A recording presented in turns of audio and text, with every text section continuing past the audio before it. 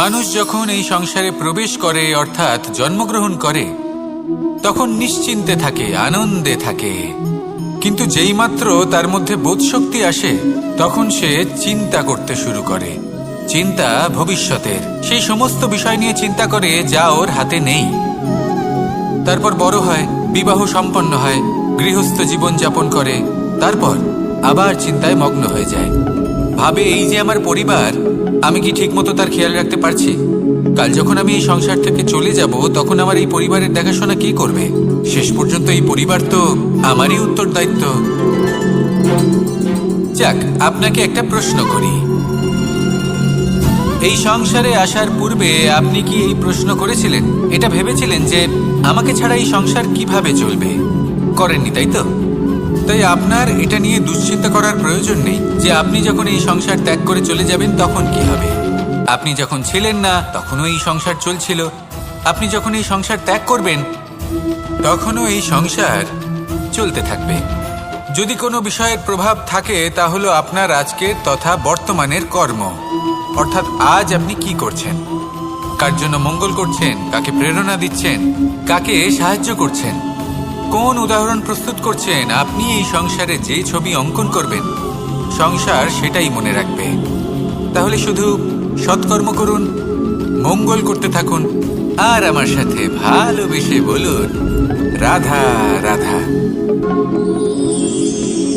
আমরা চাই বা না চাই, আমরা সবসময় নয় কোনো না কোনো লক্ষ্যের দিকে এগিয়ে চলেছি বা কোনো না কোনো যুদ্ধ করেই চলেছি। যেমন যে যুদ্ধ মনের মধ্যে চলছে সেগুলো হলো অন্তর্মনের যুদ্ধ, যেমন পরিবার প্রতিপালনের যুদ্ধ, কর্তব্য পালনের যুদ্ধ, কোনো প্রিয়জনকে না হারানোর যুদ্ধ। এসব যুদ্ধ মনের মধ্যে চলে এবং সেদিক থেকে দেখতে গেলে আমরা হলাম এই সংসারের সব থেকে বড় যোদ্ধা, তাই না? কিন্তু এই সব যুদ্ধে যদি আপনি জয়ী হতে চান তাহলে তিনটি বিষয় আপনাকে মাথায় রাখতে হবে। প্রথম হলো সেই ব্যক্তি যিনি এই যুদ্ধে পরাজিত হয়েছেন তাকে নিজের থেকে দূরে করে দেবেন না, বরং আপনি তার কাছে যান, তার সাথে কথা বলুন, কথাবার্তা চালান, আলোচনা করুন, তার থেকে পরামর্শ নিন এবং বুঝতে চেষ্টা করুন উনি কি ভুল করেছিলেন এবং সেই ভুল নিজের জীবনে করবেন না। দ্বিতীয়, সেই ব্যক্তি যিনি এই যুদ্ধে জয়লাভ করেছেন তার অভিজ্ঞতা থেকে শিখুন।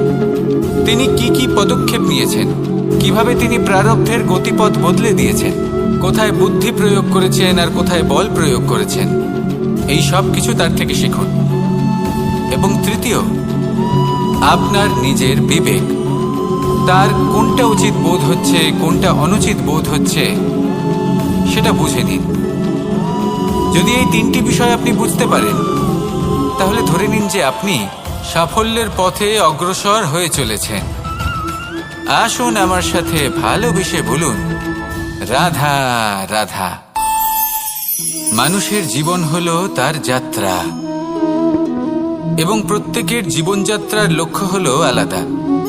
এবার মনের মধ্যে এই প্রশ্ন জাগতেই পারে যে এই জীবনের লক্ষ্যটা গুরুত্বপূর্ণ নাকি যাত্রাটা, এবং এই ভাবনায় আমরা কোথাও না কোথাও সব থেকে গুরুত্বপূর্ণ বিষয়ে ভুলে যাই যে সব থেকে গুরুত্বপূর্ণ ব্যক্তিত্ব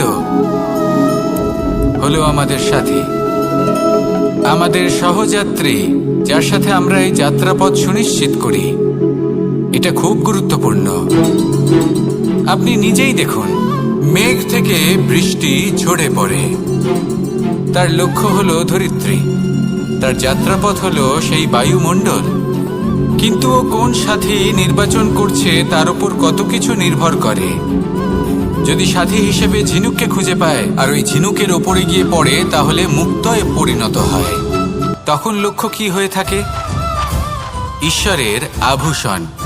সেখানেই যদি এই জলের ফোঁটা কোনো সাপের সঙ্গ পায়, কোনো সাপের মুখে গিয়ে পড়ে, তাহলে তা পরিণত হয় বিষে। আর তখন লক্ষ্য কি হয়? কারোর প্রাণ হরণ করা। এই উদাহরণ স্থির করে যে আমাদের জীবনে সাথীর নির্বাচন হলো অত্যন্ত আবশ্যক এবং অত্যন্ত গুরুত্বপূর্ণ বিষয়। কারণ সাথীর প্রভাব শুধু যে আপনার পথে পড়বে তা নয়, আপনার লক্ষ্যের উপরও পড়বে। কখনো কখনো কেউ আপনার লক্ষ্য বদলে দেবে, কখনো উচিতভাবে, কখনো অনুচিতভাবে। সেটা আপনার নির্বাচনের উপর নির্ভর করছে। তাহলে একজন শ্রেষ্ঠ সাথী নির্বাচন করুন আর আমার সাথে ভালোবেসে বলুন, রাধা রাধা। মানুষ বর্তমানে নিজের জীবন অতিবাহিত করেন, কিন্তু তার জীবনে অতীতকাল এবং ভবিষ্যৎকাল এই দুটোরই সমান গুরুত্ব রয়েছে। অতীতকাল অতিবাহিত হয়ে গেছে এবং সেটা জীবিত থাকে আমাদের স্মৃতি হিসেবে, এবং ভবিষ্যৎ হলো সেটাই যেটা আমরা শুধুমাত্র কল্পনাই করতে পারি। এবার অতীতের কিছু স্মৃতি এমন থাকে যা আমাদের কাছে আনন্দময় হয় না, তা কটু হয়, দুঃখজনক হয়, যন্ত্রণাদায়ক হয়। আমরা যা কিছুই করি তা বদলে ফেলতে পারবো না, কিন্তু ভবিষ্যৎকাল সেটা আমরা রচনা অবশ্যই করতে পারি, যদি আজ আমরা শ্রেষ্ঠ কর্ম করি। যদি আজকের এই দিনটা আমরা আনন্দের সাথে অতিবাহিত করি, সুখের সাথে অতিবাহিত করি, এক একটা মুহূর্ত আমরা আনন্দ এবং ভালোবাসার সাথে অতিবাহিত করি, আপনার আজকের এই কর্ম আপনার ভবিষ্যৎ নির্ধারণ করবে। আজ আপনি যেভাবে জীবন কাটাবেন তা ভবিষ্যতে গিয়ে অতীতকালে পরিণত হবে, আর তখন আপনি এমন স্মৃতি খুঁজে পাবেন যেখানে আপনি প্রত্যেকটি মুহূর্ত প্রেম এবং আনন্দের সাথে অতিবাহিত করেছেন, এবং সেই স্মৃতি মধুর হবে। তাহলে আজ শ্রেষ্ঠ এবং উচিত কর্ম করুন। আপনি নিশ্চিত রূপে একটি উজ্জ্বল, শুদ্ধ, পবিত্র এবং আনন্দময় ভবিষ্যৎ লাভ করবেন। আসুন আমার সাথে ভালোবেসে বলুন, রাধা রাধা। প্রত্যেক মানুষ নিজের জীবনে হীরক তথা হিরে এবং দর্পণ এই দুই দেখেছেন। এই দুই হলো সাদা এবং এরা দুজনেই আলোর প্রতিফলন ঘটায় এবং এরা দুজনেই উজ্জ্বল হয়ে ওঠে। আপনি হয়তো মনে মনে ভাবছেন যে এটা কি ধরনের তুলনা করছি। একটা হিরে তো রত্ন, তার মূল্য দর্পণের থেকে অনেক গুণ বেশি, কিন্তু হিরে থাকাতে দর্পণের মূল্য কিন্তু কোনো অংশে কমে যায় না, তাই না? মানুষ যখন হিরে নিজের হাতে নেয় তখন সবার আগে কি খোঁজে? দর্পণ, যাতে তার মধ্যে দিয়ে দেখে সে বুঝতে পারে যে সেই হিরে আদৌ তার শোভাবর্ধন করছে কিনা, তাকে ভালো দেখাচ্ছে কিনা, প্রসাধনের জন্য সেটা ব্যবহার করা ঠিক হবে কিনা। অর্থাৎ হীরের উপস্থিতিতে দর্পণের গুরুত্ব কম হলো না, দর্পণের কারণে হীরের মূল্য বোঝা গেল। আমাদের জীবনেও ঠিক এরকমই ঘটে।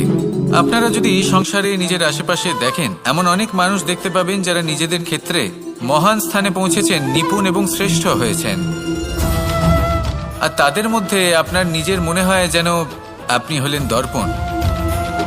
নিজেকে ছোট মনে করবেন না।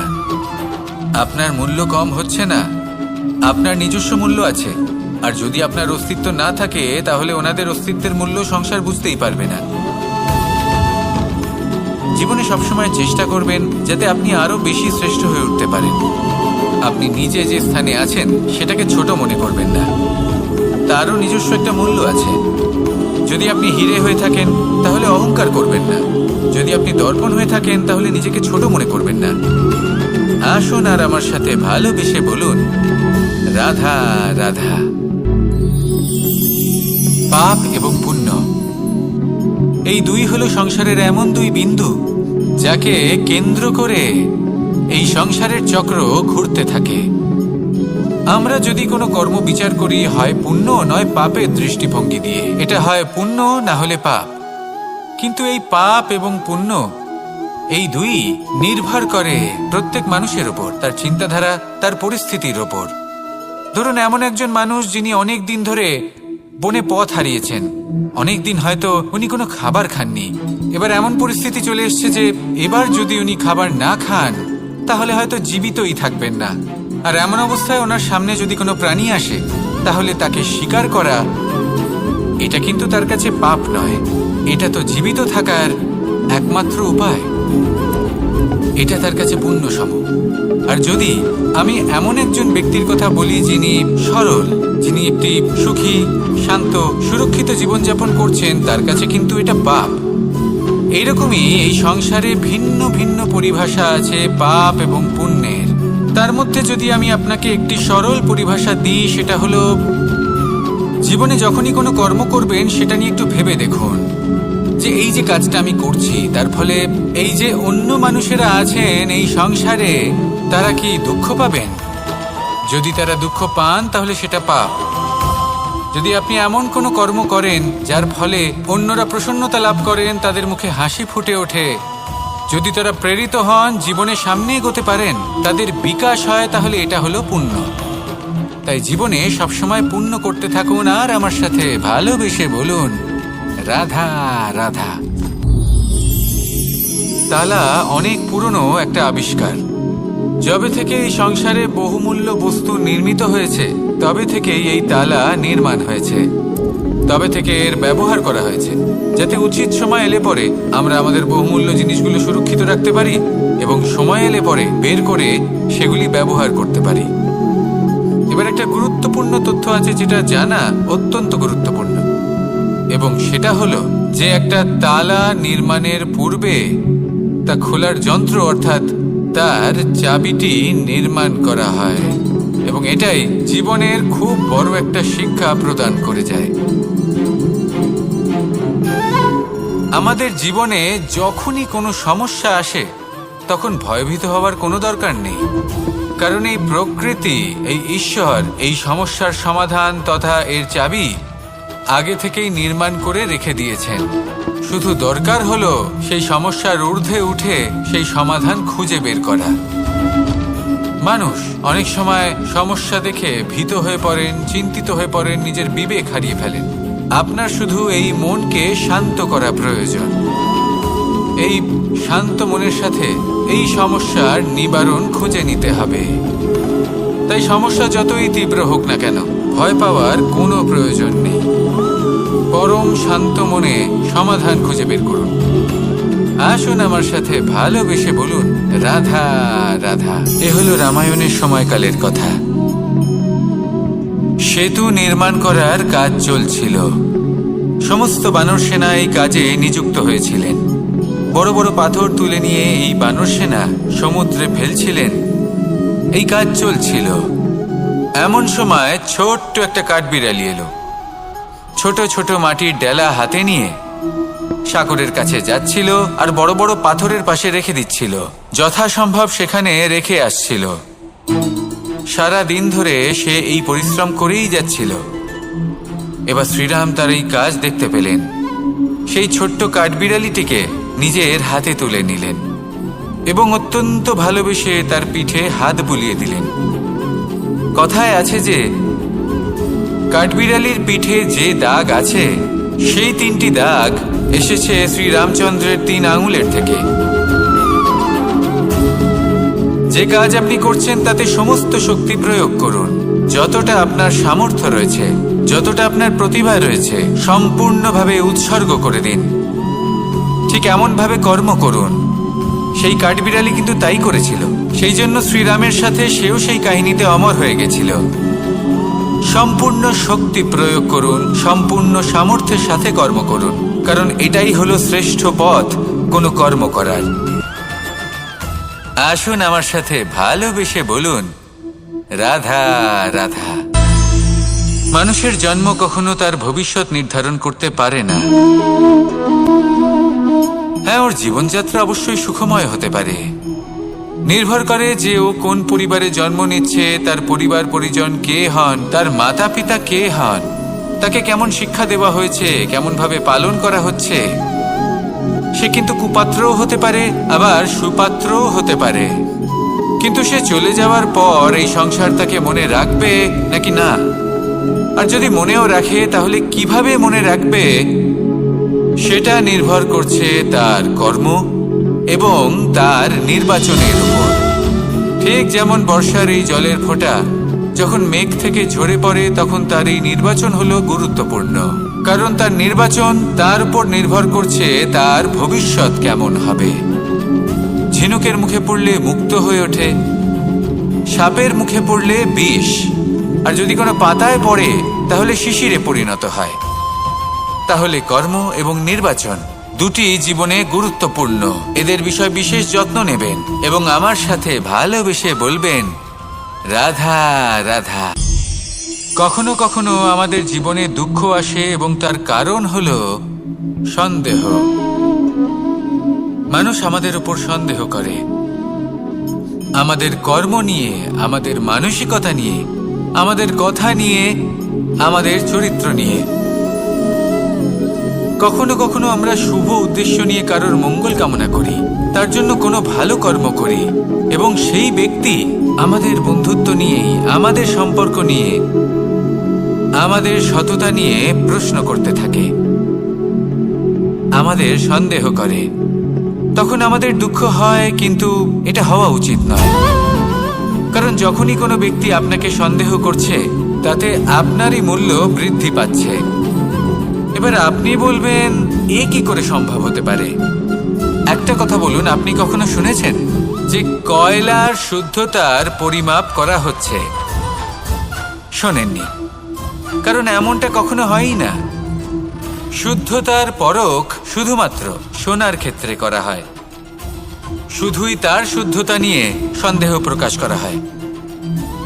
এই সোনাকে পরখ করা হয়, আর যখন এই সোনা এই পরীক্ষায় উত্তীর্ণ হয়, তখন সেই সোনা কতটা মূল্যবান সেটা সংসার জানতে পারে।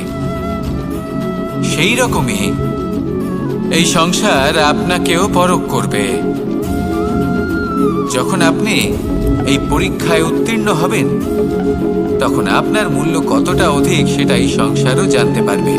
সেই জন্য যখনই কেউ আপনার উপর সন্দেহ করবে, দুঃখ পাবেন না। শুধু এই কথাটার খেয়াল রাখবেন, আপনি কি উচিত পথে চলেছেন, উচিত কর্ম করছেন।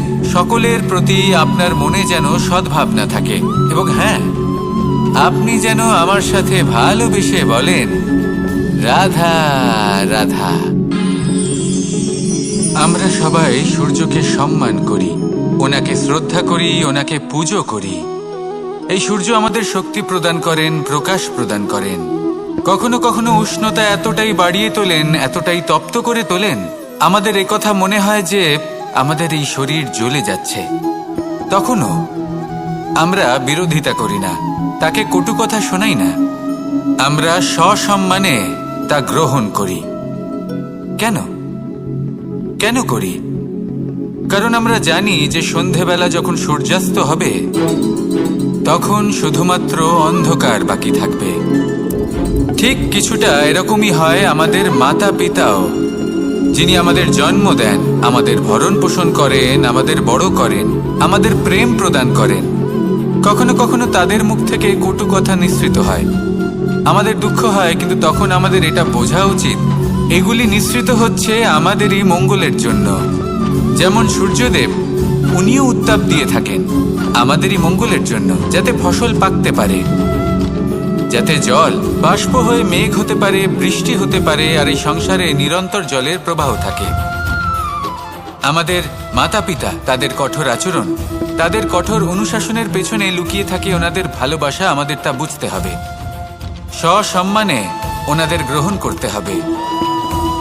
কারণ ঠিক সূর্যাস্তের পরে যেমন চতুর্দিক অন্ধকারচ্ছন্ন হয়ে যায়, তেমনি আমাদের জীবন থেকে যখন আমাদের মাতা পিতা চলে যায়, তখন আমাদের জীবনেও শুধু এবং শুধুমাত্র অন্ধকারই ছেয়ে থাকে। সেই জন্য নিজের মাতা পিতাকে সম্মান করুন, ওনাদের ভালোবাসা প্রদান করুন। এই মন আর এই জীবন প্রসন্ন হয়ে বলবে, রাধা রাধা। শিশিরের বিন্দু পাতার ওপর পড়ে আর তার গায়ে লেগে থাকে। পাতা তাকে শুষে নিতে পারে না, আর শেষ পর্যন্ত সে ঝরে পড়ে যায়। অন্যদিকে রয়েছে মেঘ এবং চাতক। এদের মধ্যে অনেক দূরত্ব থাকে। মেঘ থাকে আকাশে আর চাতক থাকে ধরিত্রীতে। কিন্তু যখন এই মেঘ থেকে বৃষ্টি ঝরে পড়ে, এই চাতক কিন্তু সেই জলই পান করে, নয়তো সে তৃষ্ণার্ত থেকে যায়। এবার অন্যদিকে দেখলাম শিশির বিন্দু আর পাতার এই সম্পর্ক। এরা খুব কাছাকাছি থাকে, ঘনিষ্ঠও থাকে। অন্যদিকে রয়েছে মেঘ এবং চাতকের সম্পর্ক, যাদের মধ্যে অনেক দূরত্ব থাকা সত্ত্বেও তারা খুব ঘনিষ্ঠ, তাই না? এই সারমর্ম খুব সরল। এই নৈকট্য, এই দূরত্ব, তা আপনার সম্পর্কে প্রভাব কিছুতেই ফেলতে পারে না। এই নৈকট্য, এই দূরত্ব, এসব হলো শুধুমাত্র মনের ব্যাপার। কখনো আপনি অনুভব করেছেন আপনি কারোর থেকে অনেক অনেক দূরে আছেন, অনেক দূরে আছেন, তাও সেই ব্যক্তির প্রতি আপনি টান অনুভব করেন। সেখানে আপনি কারোর সাথে প্রত্যেক দিন অতিবাহিত করেন, সমস্ত জীবন অতিবাহিত করেন, সব থেকে বেশি সময় তার সাথে অতিবাহিত করেন, তাও তার প্রতি সেই টান অনুভব করেন না। এই সংকেত হলো মনের দূরত্বের। তাহলে মনের এই দূরত্ব দূর করুন আর আমার সাথে ভালোবেসে বলুন, রাধা রাধা।